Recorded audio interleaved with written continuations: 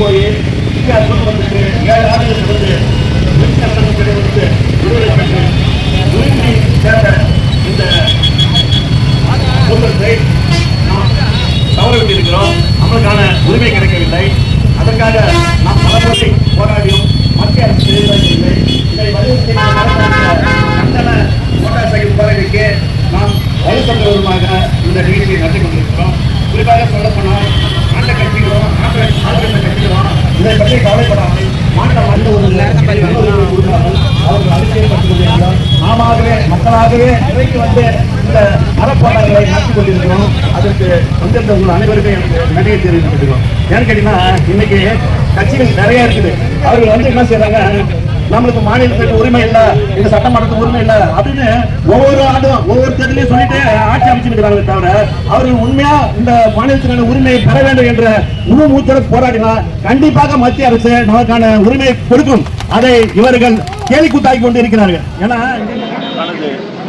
79வது சுதந்திரத்தை சிறப்பாக கொண்டாடி இருக்கிற இந்த வேளையில் புதுச்சேரி மக்களாகிய நாங்கள் எங்களது மக்களுக்கான உரிமை, மக்களால் தேர்ந்தெடுத்த அரசுக்கு அதிகாரம் இல்லாத சூழ்நிலையில் நாங்கள் இங்கு புதுச்சேரி சுதந்திர தினத்தை எங்களது 2வது சுதந்திர தினமாக சுதந்திர போராட்டமாக அறிவிக்கக்கூடிய இன்னைக்கு தள்ளப்படுகிறோம்.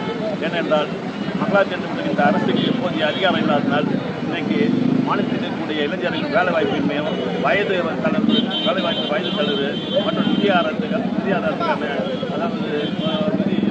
மத்திய நிதி பங்கேற்பு எதுவும் இல்லாத நிலையில் புதுச்சேரி மாநிலம் பின்தங்கி கொண்டிருக்கிறது.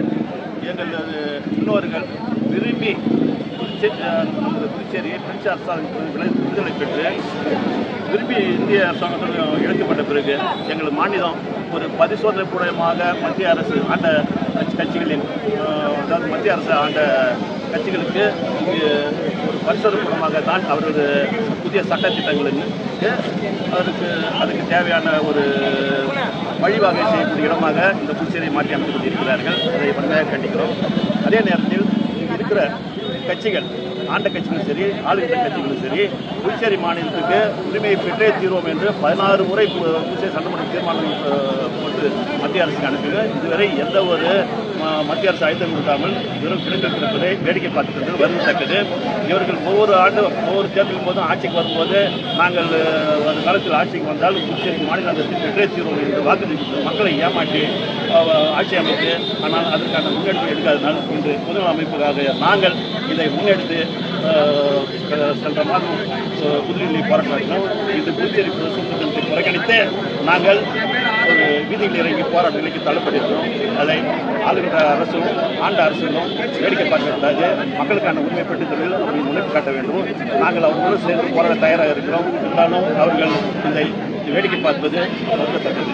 அதை நாங்கள் அவர்களுக்கு எச்சரிக்கையாக சொல்கிறோம். ஏன்னு கேட்டிங்கன்னா வருகின்ற இன்னும் ஒரு 6 மாதத்தில் தேர்தல் வரப்போகுது. இந்த தேர்தலில் அவங்க என்ன வாக்குறுதி கொடுத்து மக்களிடம் செல்ல போயிட்டு கேள்விக்குறியாக இருக்குது. மக்கள் வந்து நிறையா விழிப்புணர்வு இருக்கிறாங்கிறத அவங்க உணர்ந்து. ஏன்னு கேட்டிங்கன்னா இந்த சொல்லுவாங்க, இந்த பச்சை மூட்டை பஞ்சு மூட்டையெல்லாம் இப்போ குடல்லே இருக்கலாம், எதுக்கு இங்கே குடலில் இருக்கிறது வெளியில் இருந்தாலும் ஒன்று நான் நகை போடுறதுல எதுக்கு இதெல்லாம் வெளியில் இருக்கிறாங்க உள்ள இருந்து நம்ம வருத்தப்படணும். அது மாதிரி தான் இன்னைக்கு இருக்கிற கட்சிகள் வந்து தேர்தலில் சந்திக்கல இவங்க சட்டமன்றத்துக்கு ஏன்னா உரிமை இல்லைன்னு சொல்லி எதுக்கு எவ்வளோ காலத்துக்கு நீங்கள் இதே மக்கள்கிட்ட ஓட்டு கேட்டீங்க.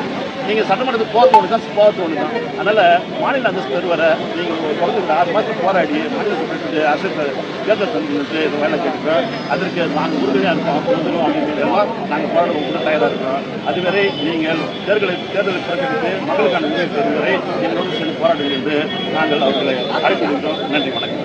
திருவண்டி இன்னைக்கு போருக்கு நான் எந்தெந்த ஏரியா இன்னைக்கு நாங்கள் 1000க்கும் மேற்பட்ட அதாவது ஒரு உணர்வாக வந்திருக்கிறாங்க. இதெல்லாம் வந்து ஆள் கூட்டி இந்த காசு கொடுத்து இல்லை பாருங்க இன்னைக்கு அவங்க கலையே மாட்டுறாங்க. நாங்கள் போனாலும் என் கூட நின்று இருக்கிறதுக்கு காரணம் என்னன்னாக்கா இந்த மாநிலத்தினால உரிமை பெறுவதில் நமது தோழர்களும் அமைப்பு தலைவர்களும் உறுதியாக இருக்கிறாங்கிறது இதனால தெரிவித்துக் கொள்கிறேன்.